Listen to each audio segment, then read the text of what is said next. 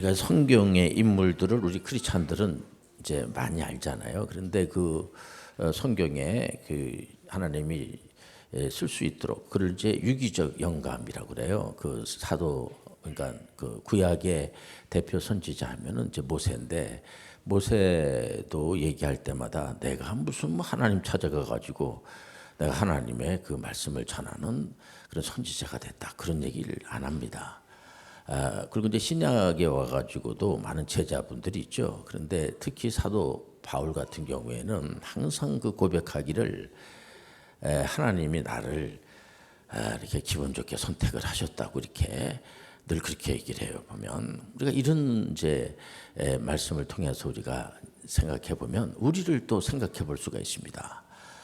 그럼 목사님, 우리도 하나님이 기쁘신 뜻으로 이렇게 우리를 초청했습니까? 그러면요, 오늘 하나님 우리를 초청하신 거예요. 거룩한 자리로 초청해 주신 겁니다. 전 그 생각을 하면 너무 감사하고, 특히 이제 이 신약에 오늘 본문 말씀 보면 에베소서를 우리가 보겠는데, 에베소서 1장부터 6장까지 있지 않습니까? 1장에 보면은 사도 바울이 로마 감옥에서 에베소 교인들을 생각하면은 눈물밖에 나올 게 없죠.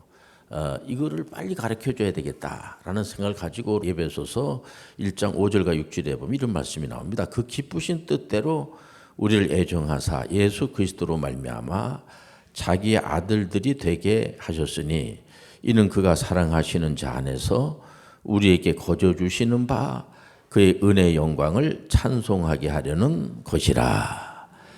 행복한 언약의 약속이라는 제목으로 은혜를 나누겠습니다.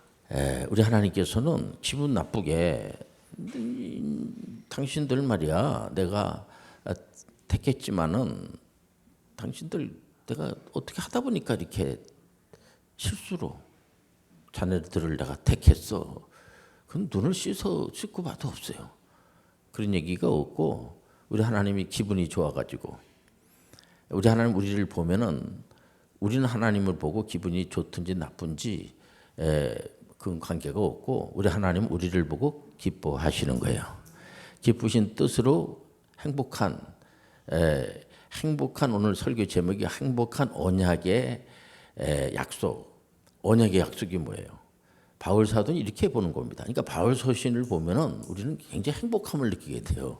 해방감을 느끼게 되고, 예수님 안에 있으면은 죄책감을 갖고 자꾸만 이게 이 죄의 올가미에 씌워져 가지고 율법 아래 있으면 저주 아래에 있다고 그러잖아요. 율법은 중요하죠. 율법이 있기 때문에 우리가 죄인이라는 걸 알게 돼요. 율법이 없으면 우리가 죄인이라는 걸 모르죠. 그러니까 그러나 율법이 우리를 구원시키는 게 아니니까 예수 그리스도가 우리를 구원시켜 주시는 거예요. 얼마나 감사합니까? 그렇기 때문에 이분들은 늘 그 당시에 로마 제국 시대에 황제하면요, 이건 막강한 권력을 가지고 로마의 그 황제는 신으로, 물론 이제 과거에 이제 왕권 있을 때는 그 왕이 하나의 신처럼, 왕이 지나가면 다 고개를 숙이고, 뭐 일본 같은 데서는 그 고개 잘못 들었다가는 그냥 사무라이들이 그냥 목을 칼로 쳐서 죽여버리고, 그래도 뭐 아무 죄가 없는 겁니다. 그랬던 시절을 우리가 알고 있어요. 보면 서서히 시퍼렇던 그런 시절에 로마 시대 때는 로마 황제를 신으로, 그러니까 다른 신앙생활 하지 못하도록 오직 하나님만이 왕이 되어 주시고, 그러니까 이 왕이 되면요, 로마에서 황제가 되면은 막강한 권력을 가지고 있지만은 이분들이 물 한 잔 못 먹습니다.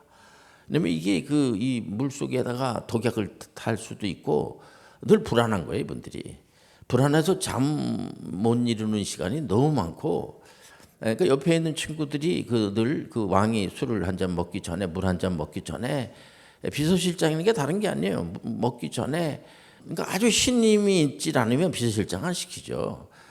보통 그러니까 이제 그런 상황인데, 우리 크리스천들은 굉장히 핍박을 당하고 죽임을 당하고 형무소, 아무런 죄도 없어도 형무소를 가고, 이런 가운데서 하나의 사막의 오아시스와 같은 메시지를 주는 겁니다.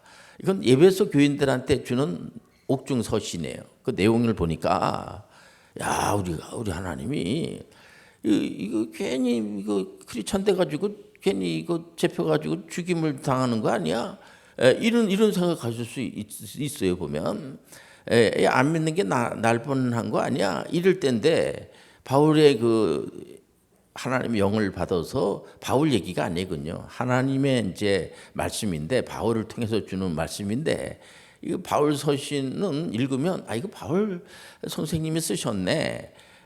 바울은 또 쓰러지는 병도 있지. 이게 또 안질에 걸려 눈이 별로 안 좋아. 그래서 안 좋으면은 다른 어떤 청년들 좀 공부 좀 한 친구한테 자네가 좀 써. 그 대피를 한 겁니다. 우리 하나님은 이렇게 하든 저렇게 하든 하나님의 일을 계속 진행시키세요. 그러니까 이게 하나님은 은혜의 하나님, 사랑의 하나님, 희락의 하나님.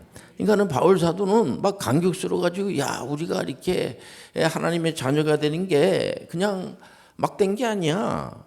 여기 에베소서 1장 그 1절에도요. 자기 신분을 이렇게 밝혀요. 하나님의 뜻으로 말미암아 그리스도 예수의 사도된 세도된 바울은 에베소에 있는 성도들과 그리스도 예수 안에 있는 신실한 자들에게 편지를 보내는 겁니다. 그래서 하나님 우리 아버지와 주 예수 그리스도로부터 은혜와 평강이 너에게 있을지로다. 여기 보면 그 창세전 4절 보면요.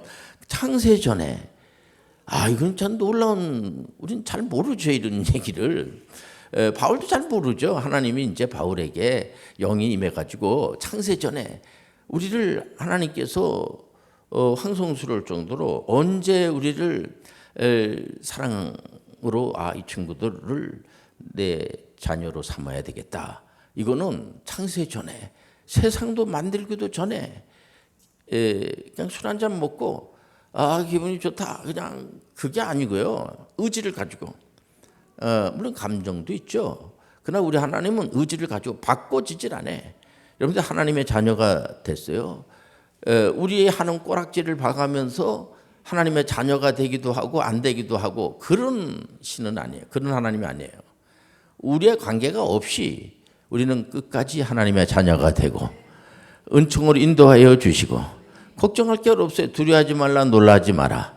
그래서 여기에서 오거스틴이 우리가 한번 좀 생각해보면 어떤 분들은 목사님 그 오거스틴이 그 마니교에 빠져가지고 이단교에 빠져가지고 9년 동안 있다가 나왔다고 하는데 또 13년 동안 하나님의 도성이라는 걸 써가지고 이 로마 제국이 망할 때에 많은 사람들이 거기서 소망을 얻었다고 하는데 이 마니교는 도대체 뭡니까?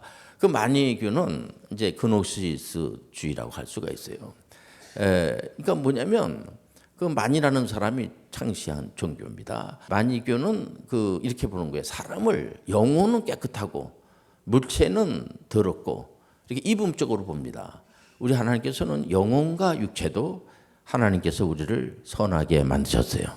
아담이 이제 범죄를 저지르니까 이게 고장이 나버린 거지.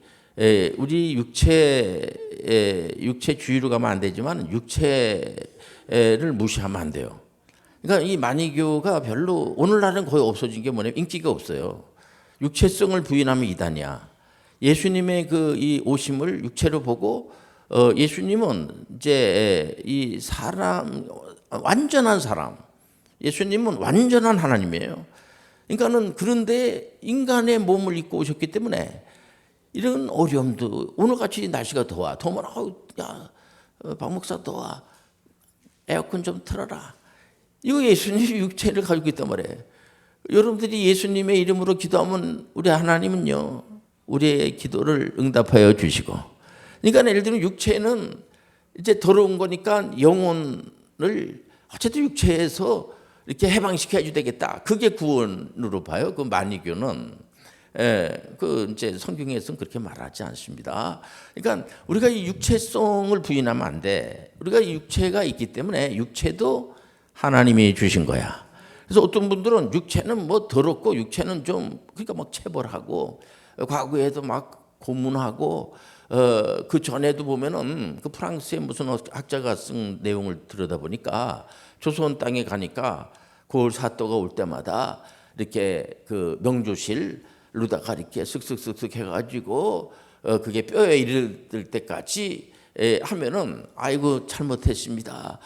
원님 제가 잘못한 게 있으니까 내가 토택질한 거를 다 바치겠습니다. 뭐 그런 식의 내용이 있단 말이에요. 보면은요. 그 뭐냐면 육체를 아주 그냥 무시하고 이게 이제 언제부턴가 인권위원회도 있고 아직도 문제 많이 고쳐 나가야 되지만은 우리가 항상 오래간만에 만나면 뭐 식사했습니까? 그리고 밥도 먹고 이렇게 대화도 나누고 그게 사람이에요. 요즘 많은 이제 분들이 학자나 뭐 종교인들이나 이런 분들이 이 인공지능 시대 다음에는 무슨 시대가 옵니까? 그런 얘기를 하는데 저는 그걸 영성 시대라고 그래요. 다들 영성이라는 게 도대체 뭔가? 저 산속 깊이 들어가지고 혼자 기도하고 나와만의 하나님과의 관계 또 자기가 믿는 다 종교가 있잖아요. 조용하게 명상의 시간을 갖고 그 나름대로 일리가 있다고 봐요. 그러나 그게 아니고 영성의 시대라는 거는 그 영어 써서 죄송합니다만은 릴레이션십을 말하는 게 관계성을 말하는 거예요. 하나님과 좋은 관계를 가지시길 바랍니다. 이웃하고 좋은 관계를 가지시길 바랍니다. 직군촌에서 여러 나라들이 있지 않습니까? 좋은 관계를 맺는 거야. 그런 거를 하나님이 원하고 타종교라고 할지라도 그거를 싫어하는 사람이 어디 있습니까? 맨날 다투고 싸우고 우리나라만 하더라도 외국 분들이 많이 들어와 있어요. 불법 취업 이분들이 이제 허드렛 일을 많이 하고 3대 업종이라고 하는 이제 어렵죠. 그런 일을 많이 하죠. 미국에도 지금 불법 취업해서 거기서 먹고 사시는 분들이 1,000만이 넘는다 그래. 1,000만이. 그 사람들 나그네들이죠. 잘해드려야지 돼요. 그걸 어떻게든 간에 두려움을 주고 겁을 주고 이렇게 되면은 그 일이 제대로 되겠냐고. 그러니까 우리가 이 기독교라고 하는 종교단체에서는 그 무슨 일을 해야 되느냐. 그런 일을 하는 거예요. 보면 그런 분들을 두려워하는 분들을 이렇게 두려워하지 않게 해주고 그게 영성시대. 영성시대라는 게 나만 그냥 배불리 많이 먹고 요즘 주식 이렇게 해가지고 많이 그 뭐 주식하는 거 저는 사실 자본주의 꽃이라고 봐요. 주식이 좋게 봅니다. 나쁘게 보질 않아요. 저는. 그런데 이게 그거는 이제 안에 경제를 영위하면서의 그런 문제지. 모든 사람들이 전부 다 거기에 매달려서 요즘도 뭐 그 반도체가 많이 올라간다고 하지만 또 이게 막 폭삭하고 이래가지고 굉장히 지금 뭐 힘들어하는 분들도 있고 한쪽에 또 이게 언론이 또 자극을 해가지고요. 그런 막 자꾸만 돈 버는 얘기만 자꾸만 나오고 보면 그래서 이 예배를 드리면서도 항상 그 주식이 왔다 갔다 하고 여러분들 오늘 시간이 행복한 시간이야. 우리 하나님 우리를 택해 줬는데 행복하지 않겠어요? 우리 하나님이 기분 좋게 우리를 선택하여 주시고 우리를 하나님께서 보살펴 주시고 언약이라는 게 다른 게 아니고요. 예수님이 이제 하나님의 아드님이잖아요. 그래서 성부 이제 하나님께 선서하는 게 뭐냐면 내가 이 택한 백성들을 위해서 내가 죽고 부활하고 이렇게 승천하고 성령님을 보내주시고 이런 거를 만세 전에 우리가 믿는 하나님은요. 삼일째 하나님은 만세 전에 우리를 택해 주시고 은혜로 인도하여 주시고 네가 하는 꼬락지를 봐가면서 내가 너를 구원시켜 주겠다 말겠다 뭐 이런 식으로다가 그리고 육체는 아주 더럽고 하니까 영혼을 자기들만의 어떤 그런 방법을 가지고 이제 해방시키겠다. 그래서 요즘 소유 종교들도 보면요, 이 기독교에서 약간 좀 뭐 그럴듯한 거, 또 뭐 조로아스터교에서 좀 그럴듯한 거, 불교에서 이걸 다 이제 끄집어내 가지고 잡탕교를 만들어 버리는 겁니다. 이래 가지고 사람들을 막 그냥 또 훈련시켜요. 그런 소유 종교들이 많아요. 보면 우리 성경에서는 그렇게 말하지 않아. 오직 예수 그리스도. 메시아는 오직 예수 그리스도. 좀 그는 아닌 종교 연구할 수가 있죠. 그 뭐라고 할 수는 없죠. 보면 그러나 그건 잘못된 거예요. 이런 시간을 통해서 우리가 그런 부분들을 좀 이렇게 잘 정리를 하고 그리고 이 바울 사도가 그 하나님한테 받은 것을 그 에베소 교인들한테 뭐 잘난 척하려고 이 메시지를 주는 게 아니고요. 사랑하는 그런 마음을 가지고 에베소 교인들이 대체적으로 좋은 분들이 많이 계시고 또 바울 사도가 에베소 교인들을 생각할 때마다 눈물이 나고 야 이분들 진짜 그런 어떤 건물을 말하는 게 아닙니다. 우리 안에 하나님이 계시는 거야. 우리는 바로 성전. 그래서 이 우리 사람들의 모임. 그러니까 바울은 이 에베소서에도 보면요, 뒤에 6장에 이 사람의 이름이 이렇게 나오는 걸 보고 저는 참 이런 데서 굉장히 감동을 받아요. 보면은 뭐 끝인사로 나의 사정고 내가 무엇을 하는지 너에게도 알리려 하노니 사랑을 받은 형제요 주 안에서 진실한 일꾼인 두기고가 모든 일을 너에게 알리리라. 우리 사정을 알리고 또 너희 마음을 위로하기 위하여 내가 특별히 그를 너에게 보내었노라. 아버지 하나님과 주 예수 그리스도께로부터 평안과 믿음을 겸한 사랑이 형제들에게 있을지어다. 우리 주 예수 그리스도를 변함없이 사랑하는 모든 자에게 은혜가 있을지어다. 그러니까 우리가 오늘 이 시간에 은혜 받으시길 바랍니다. 우리가 은혜를 받는 거예요. 나 오늘 은혜 받아야 되겠구나. 내가 은혜가 좀 부족해. 은혜라는 게 뭐예요? 보면 은혜는 오래 참아주는 겁니다.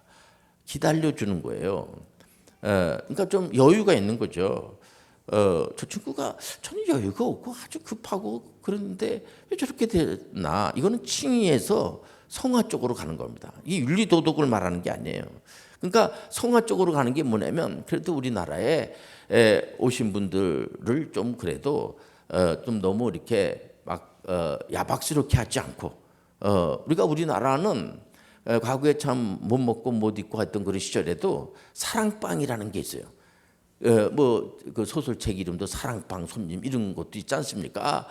뭐냐면 손님들을 맞이하기 위해서 저도 육신의 아버님께서도 항상 보면은 밥을 이렇게 오늘같이 이게 날씨가 이 여름에 더운 날에는 이제 다 문을 열어놓고 옛날에 에어컨도 없었잖아요. 덥고 그럼 이제 문을 다 열어놓고 이렇게 밥을 먹고 이제 수제비를 손제비를 해서 먹고 그러다가 어떤 이제 나그네가 이렇게 지나가면은 제 아버님은 그냥 그거를 옛날에 식당도 이렇게 많지 않잖아요. 그러면은 선생님 그리고 막 불러요.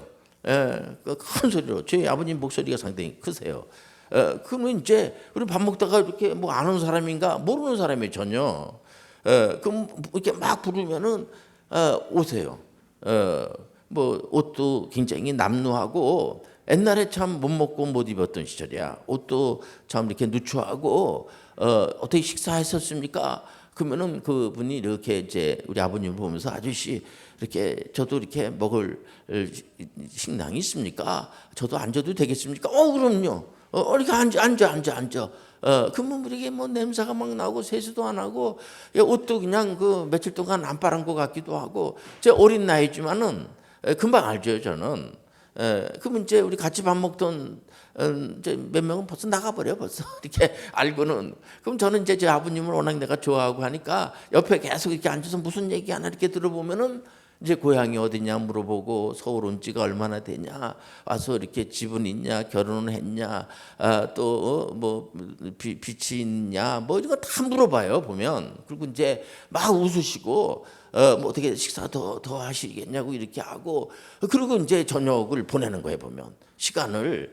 근데 저는 옆에서 이렇게 듣다 보면은 재밌어요. 그게 소설 재밌어요 보면은 그런 얘기가. 인생이라는 게 그런 겁니다. 보면 우리가 살다 보면은 이런 사람도 만나고 저런 사람도 만나고 어떤 경우에는 우리가 어떤 사람 나한테 이득을 주는 사람도 만나고 어떨 땐 내가 손해도 봐요. 또 어떤 경우에는 진짜 뭐 싸움도 하기도 하고 근데 이렇게 참아내는 거야. 왜냐면 행복한 언약에 우리는 약속을 받은 자들이기 때문에. 그러니까 바울 사도가 바로 에베소 교인들을 볼 때마다 눈물이 나고 마음이 좀 이렇게 좀 아프고 여러 가지가 뭐냐면 그때 핍박을 받으니까 예수쟁이 하면은 이게 뭐 박수 받을 일이 아니고 재표 가고도 터지고 형무소 가고 이런 아주 위기의 상황이거든요. 그런데도 불구하고 에베소 1장부터 6장까지 단번에 읽어버릴 수가 있어요. 보면은요 너무 그 내용이 참 이렇게 그 소박하고 우리 하나님께서 우리를 만세해 주네. 우리의 의사와 관계없이 네가 이놈아 똑바로 한 번도 저희 육신의 아버님이 그런 분들을 막 이 사람 젊은 사람이 이렇게 먹을 것도 제대로 못 벌고 그냥 옷도 이렇게 엉망이고 이런 얘기를 들어본 적이 없어요. 너 이거 되게 주무시고 갈 수 있으면 여기 우리 방이 있으니까 방도 많지 않네. 근데 제 아버님이 그냥 무조건 대고 제 자라고 그러고 또 용돈도 주고 어렸을 때 저는 그렇게 못해요 진짜. 저는 목사지만 저희 육신의 아버님이 한 것만큼 제가 못해요. 저는 저희 아버님은 좀 고아원 원장한 것도 아니고 이렇게 넉넉해서 돈 있는 것도 아니고 이게 인심이라 이 세상 살아가는 게 뭐냐면 그런 거에 보면 그러니까 이게 고생을 많이 하신 분이죠. 과거에 이제 일제 때에 그 일본에 제표가 가지고 그 노무자죠. 거기 가지고 일본에서 뭐 그냥 온 몸에 이제 8.15가 가까워지니까 제가 8.15가 강복절이 아니겠습니까? 죄와 사망의 법에서 생명의 성령의 법으로 해방이 된 거야. 가장 그 무시무시한 군국주의가 일본 제국주의라고 그러잖아요. 피도 눈물도 없는 그런 이제 그래서 저희 아버님하고 가끔 이제 제가 얘기를 나누더니 우통을 딱 벗으면 몸에 그냥 일본에서 오면서 그래도 목숨을 건지고 온 게 참 천만다행이죠. 그래서 몸에 상처가 많아요. 많은데 제가 물어봅니다. 그러면 그럼 막 일본을 규탄하고 막 안 좋게 얘기하고 그런 얘기를 안 해요. 일치합니다.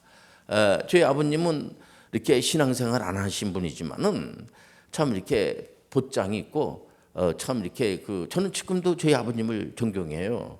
왜냐하면 많이 배우진 않았지만은 이렇게 인심 다른 사람들을 배려하고 이런 거 참 이게 오래 참아주고 하는 거 남 비판하고 비난하는 거를 상당히 안 좋아하시고 그리고 어쨌든 간에 누가 좀 잘 됐다고 하면은 와 웃으시고 그냥 이렇게 목소리가 그냥 이렇게 굉장히 화통하시고 이렇게 누가 좀 잘 됐다고 하면은 막 박수 치고 저는 그렇게 요즘 제가 이제 대단해요 시리즈도 하고 뭐 상 받았다고 막 좋아하고 그러는데 저희 아버님은 못해요. 저희 아버님은 얼마나 좋아하는지 몰라. 전혀 뭐 관계 없는 사람인데 뭐 집을 샀다든지 예를 들어서 뭐 자전거 하나 샀다고 하면은 그 녀석이 그거 살 줄 알았어. 그러면서 그냥 막 박수를 치고 좋아하고 막 나가가지고 막 그걸 같이 타기도 하고 그런 걸 제가 많이 봤어요. 야, 그 인생 멋있게 사는 인생이야. 여러분들 좋은 일들이 많이 일어나 같이 박수치고 기뻐하시기 바랍니다. 슬픈 일도 많이 일어나 같이 슬퍼하시길 바랍니다.